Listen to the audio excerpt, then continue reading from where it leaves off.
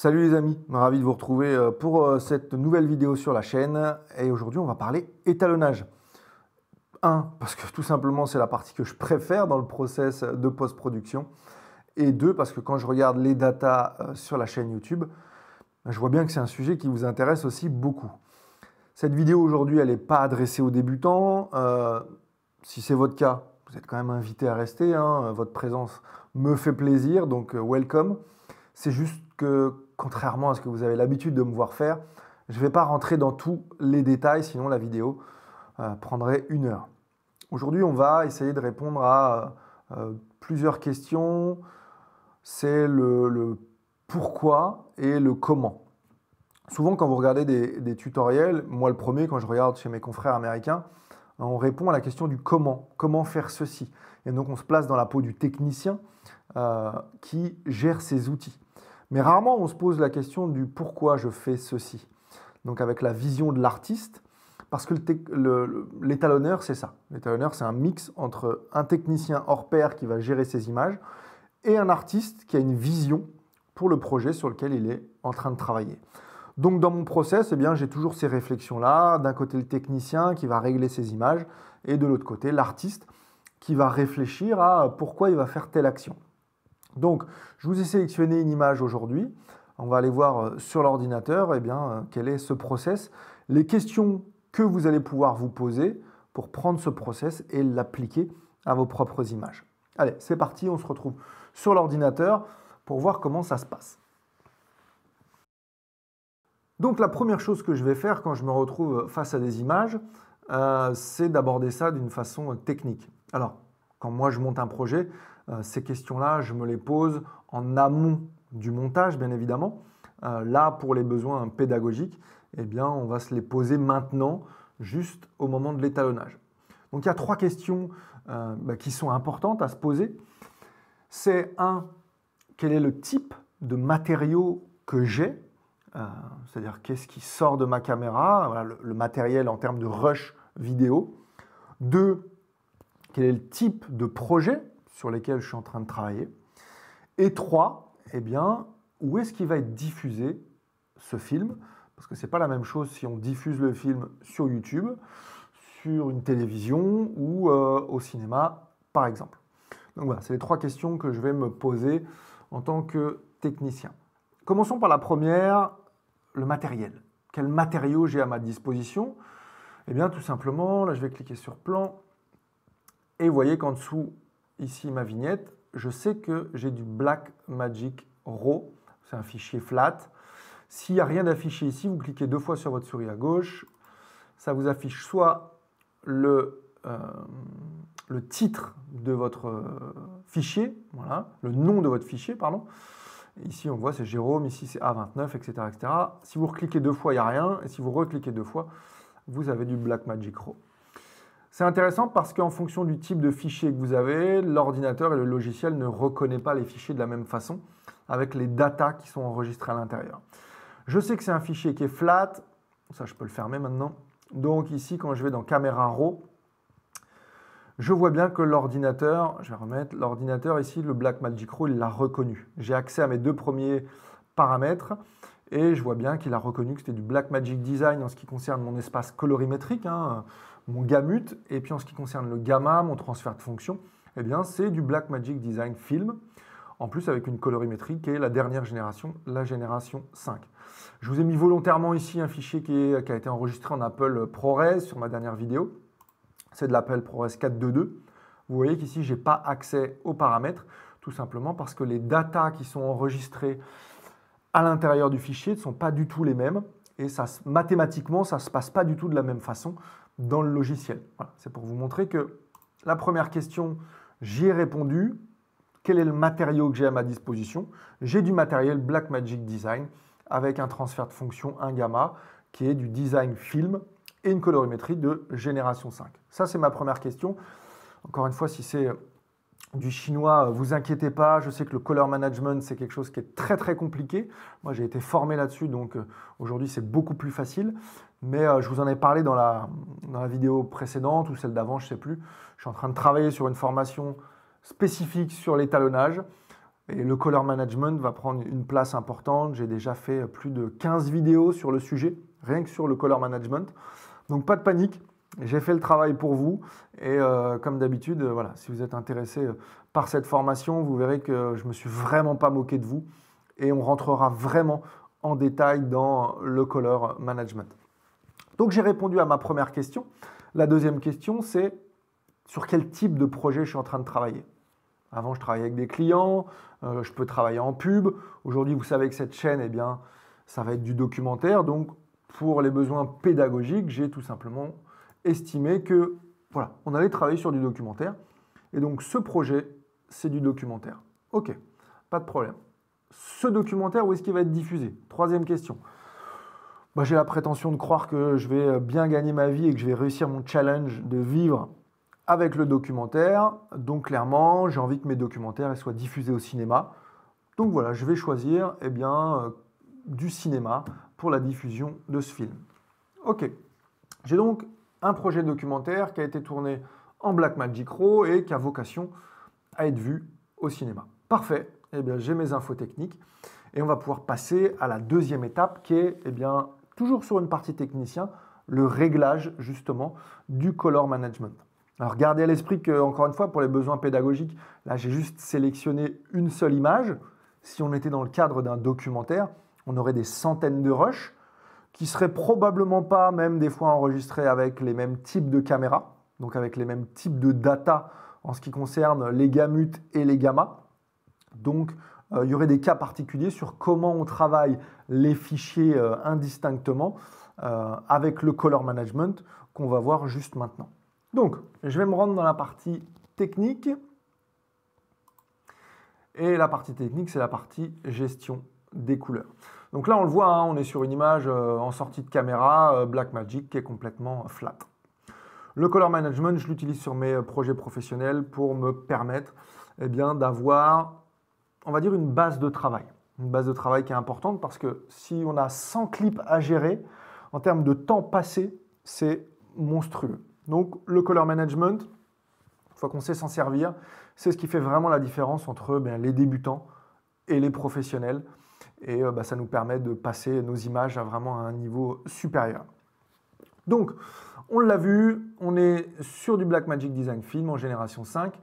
Donc là, je ne vais pas rentrer dans tous les détails, mais au niveau du color management, ici, il y en a plusieurs. Moi, je vais aller ici, qui est le color management, le RCM de chez Blackmagic. On va décocher ici pour pouvoir avoir un aspect manuel, la gestion des fonctions dans toute leur splendeur. Je vais aller dans Custom pour pouvoir avoir toutes les fonctionnalités. Et là, les trois questions que je me suis posées juste avant, elles vont pouvoir me servir maintenant sur mon input color space, c'est-à-dire d'où viennent mes images, 2, quelle est la timeline de travail dans laquelle j'ai envie de travailler, envie de faire l'étalonnage, et 3, où est-ce que ça va être diffusé. Donc là, on a décidé que c'était le cinéma. Enfin, c'est moi qui ai décidé. Mais vous avez compris l'idée. Donc, dans le mode de traitement de la couleur, on a dit Custom pour avoir accès à des fonctionnalités. Encore une fois, pas de panique. Là, je sais que c'est très compliqué, que ça va vite, mais il faut qu'on avance. L'espace de couleur source, ici, on a dit que c'est marqué ici, du Blackmagic Design en génération 5. Donc, attention, ici, c'est Extended Video. Moi, ce que je veux, c'est le film. C'est marqué ici, film. Donc, je veux le film en génération 5. Il est où? Il est ici. Blackmagic Design Film génération 5. Ok, ça c'est réglé. Mon espace colorimétrique de travail, je vais travailler dans un gamut qui va me permettre d'avoir une latitude. Je vais travailler avec du White Gamut DaVinci Intermediate. Il est où?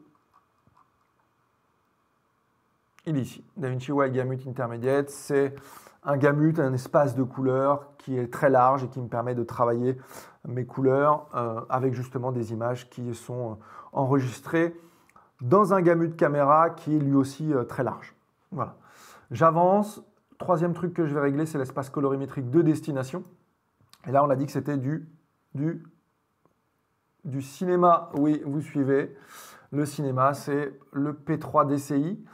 P3 DCI qui a été à la base créé pour le cinéma et qui aujourd'hui sert également pour les télévisions de plus en plus en France.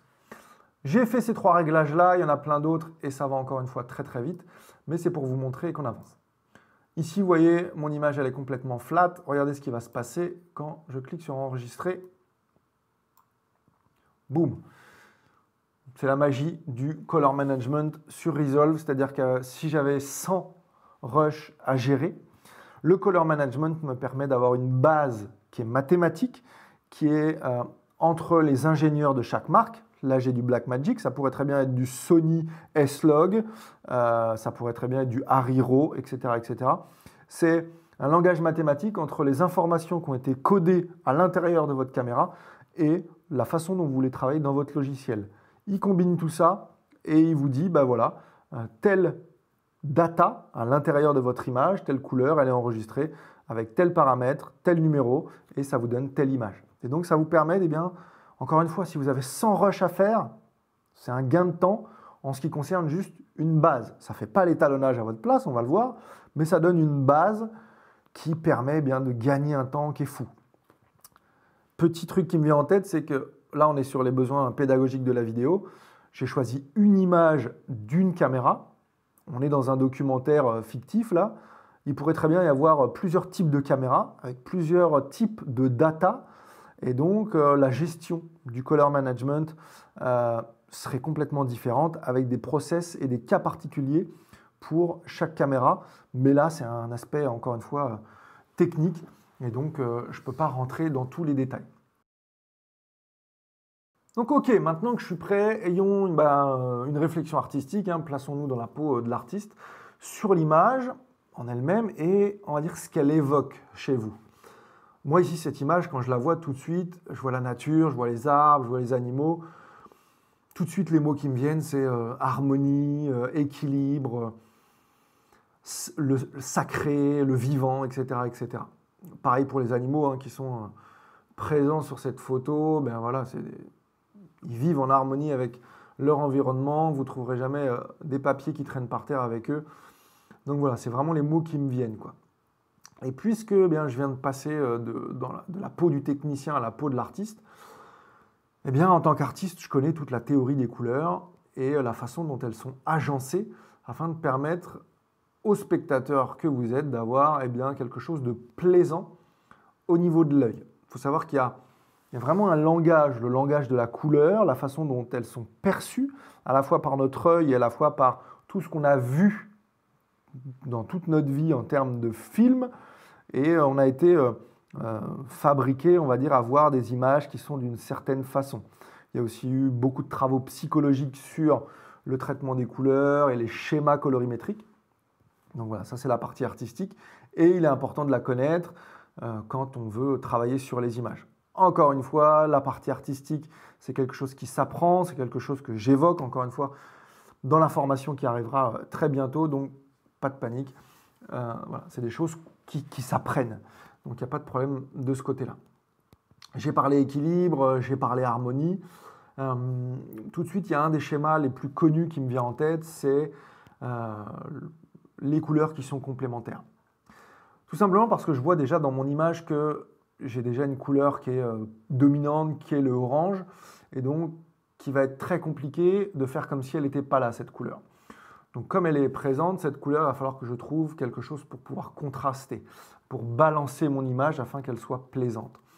Et donc comme on parle d'harmonie et d'équilibre, quelque chose qui est complémentaire, eh bien, me va très bien au niveau des schémas. Attention, le schéma colorimétrique complémentaire n'est pas forcément utilisé pour quelque chose qui est harmonieux.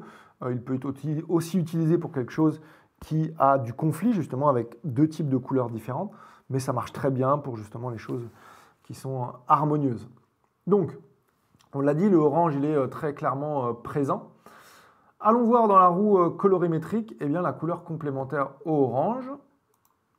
Et donc, on voit eh bien, que la couleur complémentaire au orange, c'est du bleu cyan. Ce schéma-là, on le voit très souvent dans les films américains. D'ailleurs, hein, c'est ici un film qui s'appelle Man on Fire, qui a été tourné en 2004, et on voit bien que le cyan va très bien avec le orange.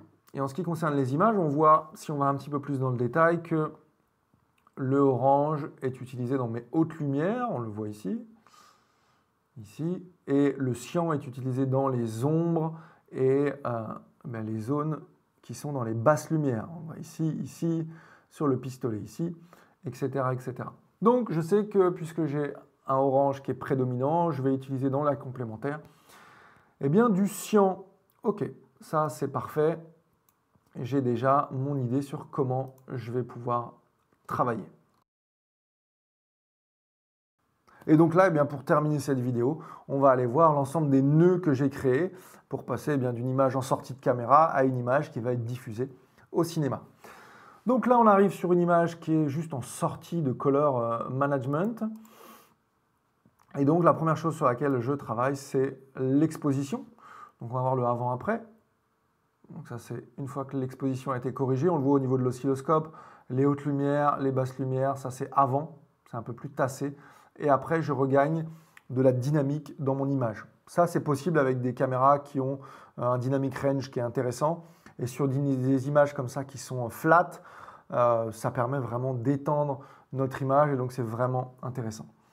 La deuxième chose, c'est que puisque j'ai le soleil, on le voit qui est derrière les bambis, et que je suis face avec ma caméra, j'ai quelques rayons du soleil qui viennent rentrer dans ma caméra et qui me font cette image qui est un peu complètement lavée, quoi. Donc je sais que je vais, à partir du moment où j'ai une image comme ça, je vais travailler avec de la saturation et du contraste, puisque les deux travaillent en conjonction pour pouvoir apporter à nouveau des choses intéressantes à mon image. Donc je travaille d'abord sur la saturation, donc je ramène un petit peu de couleur, et puis juste derrière, eh bien, je travaille avec le contraste pour pouvoir apporter de la définition. On le voit au niveau de l'oscilloscope, le avant-après le contraste. Ici au niveau de mes basses lumières, je regagne un petit peu de détail dans mes basses lumières, un petit peu également dans les animaux, et c'est un petit peu plus lisible. Ça, ces trois premiers nœuds, c'est la correction colorimétrique primaire. On pourrait s'arrêter là si on n'a vraiment pas de temps et qu'on doit faire notre export. Si c'était pour YouTube, juste une vidéo comme ça pour votre chaîne, vous pouvez vous arrêter ici. Mais nous, on ne veut pas s'arrêter ici. On est des professionnels et on veut sortir une image qui va aller au cinéma. Et donc, on va avancer en étape numéro 4. Je vais me concentrer là sur une série de Power Window pour pouvoir permettre au spectateur eh bien, que son œil il se focus sur l'élément dont j'ai envie qu'il focus. En l'occurrence, là, le sujet principal de mon image, c'est mes bambis. Donc, la première chose que je vais faire, c'est que je vais créer une Power Window pour mettre entre guillemets la lumière sur eux. Voilà, j'ai choisi, on le voit ici, j'ai choisi une Power Window qui est circulaire. Au départ, je m'étais dit que j'allais travailler, on le voit le avant-après, hein. J'allais travailler, j'ai essayé une Power Window en forme de rayon du soleil, mais ça ne rendait pas comme je voulais. Donc voilà, je suis parti sur cette Power Window circulaire, également parce que la façon dont c'est cadré, ici avec les arrondis et ici également avec un arrondi avec l'arbre, me permettait de faire quelque chose qui était naturel, qui ne l'est pas peut-être pour l'instant au niveau de vos yeux, mais vous allez voir à la fin de l'image. Donc je focus l'attention sur le bambi. Ok, comme je focus cette attention ici, je ne veux pas que l'œil de mon spectateur il aille ici ou ici ou ici. Donc deuxième chose sur laquelle je travaille, c'est cet arbre-là. Et vous voyez que je diminue la luminosité avec une Power Window ici, avant, après, afin d'enlever de la luminosité, puisque l'œil naturellement, il va vers les zones qui sont lumineuses dans l'image. Sixième nœud, j'ai fait exactement la même chose, j'ai créé une shape, ici on le voit, qui me permet de travailler ici sur cette zone-là. Donc on a le avant-après. C'est subtil, mais on le voit, on diminue la luminosité. Ensuite, on rentre dans les questions qu'on s'est posées d'un point de vue artistique. On le voit encore sur l'image, ce qui est prédominant, c'est la couleur orange qui est dans mes hautes lumières. Et on a vu que le cyan, le bleu cyan, on allait pouvoir le travailler justement dans les basses lumières. Donc c'est ce que j'ai fait sur ce nœud-là. Vous allez voir déjà que rien qu'avec ce nœud-là, tout de suite ça nous apporte une lecture de l'image qui est complètement différente. Donc voici le après et ça c'est le avant. Vous voyez que tout de suite notre image elle est beaucoup plus harmonieuse. Il n'y a pas de mystère, il n'y a pas de secret. En ce qui concerne la théorie des couleurs, quand elles sont agencées les unes avec les autres, eh bien ça marche, ça fonctionne. Donc là, tout simplement, je me suis servi de mes roues colorimétriques HDR qui ne sont pas forcément faits pour des fichiers HDR. Hein. Vous pouvez vous en servir pour des fichiers qui seraient enregistrés dans un format Rec 709, mais ça nous offre plus de latitude dans les zones dans lesquelles on va travailler.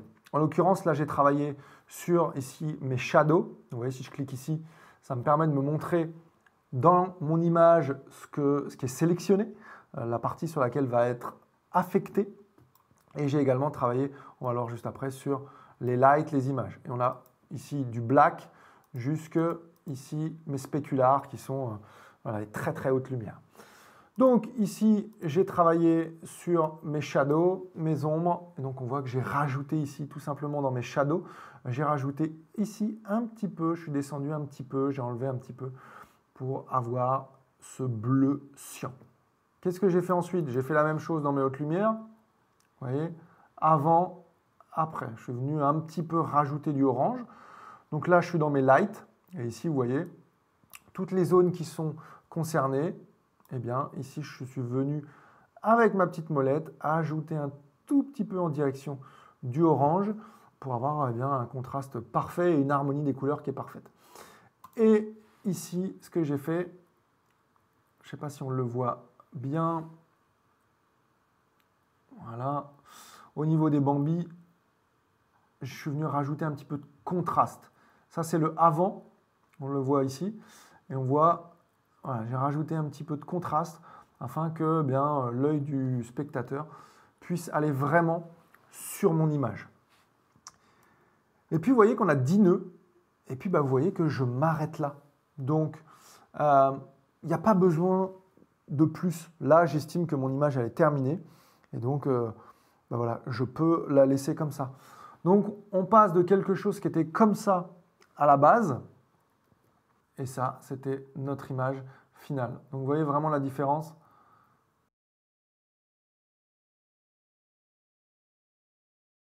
Donc, voilà les amis, on s'arrête là pour cette vidéo-là. Il n'y a pas besoin d'aller plus loin sur cette image. L'idée, c'était de vous montrer le process du comment et du pourquoi que vous puissiez le reproduire chez vous. Sur une image comme celle-ci, il n'y a pas besoin d'aller plus loin. Et les outils techniciens qui sont utilisés, je ne suis pas trop rentré dans le détail parce que sinon, encore une fois, ça dure trop longtemps. Si vous êtes intéressé par l'étalonnage, comme vous me le montrez sur toutes les datas YouTube que je vois, et que vous êtes intéressé d'aller beaucoup plus en profondeur sur l'étalonnage avec la formation que je suis en train de créer, vous avez un lien dans la description qui est la possibilité pour vous de me donner votre mail pour pouvoir recevoir l'ouverture de la formation avec la newsletter. Et je vous enverrai, pour ceux qui ont inscrit leur mail, en avance, je ferai une ouverture de formation spéciale pour ceux qui ont inscrit leur mail, afin que vous puissiez bénéficier d'un tarif avantageux pour vous remercier de votre confiance. Donc, et ensuite, simplement, j'ouvrirai la formation au prix que je l'ai défini, qui ne sera pas du tout le même forcément qu'avec la promotion, pour l'ensemble des gens de la chaîne. Donc voilà, si ça vous intéresse de bénéficier de cette promotion, ça ne vous coûte rien, juste de rentrer votre mail pour être sûr de recevoir l'offre au moment où je vais l'ouvrir. Voilà les amis, si cette vidéo vous a plu, n'hésitez pas à me le dire dans les commentaires, n'hésitez pas à me dire également ce que vous voudriez que j'aborde dans la partie étalonnage, parce qu'encore une fois, c'est ce que je préfère dans le logiciel et je ne vais plus trop me concentrer ni sur la partie fusion, ni sur la partie de l'audio. Je vais vraiment me concentrer sur l'étalonnage et sur la partie documentaire. Donc voilà, mettez-moi dans les commentaires ce que je peux faire pour vous et ce que vous aimeriez bien que je traite comme sujet vidéo. Voilà les amis, je vous embrasse, il y aura une dernière vidéo avant Noël et puis ensuite on se retrouvera l'année prochaine. Mais d'ici là, prenez soin de vous, prenez soin des vôtres et puis je vous dis à très très vite. Salut les amis!